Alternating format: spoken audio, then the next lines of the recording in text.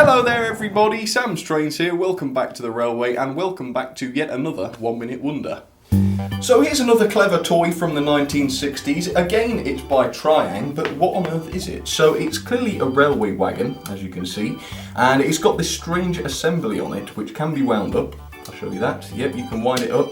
And what comes with it is this little toy helicopter. And it sits on here like this. I'm guessing you can probably see where this is going now.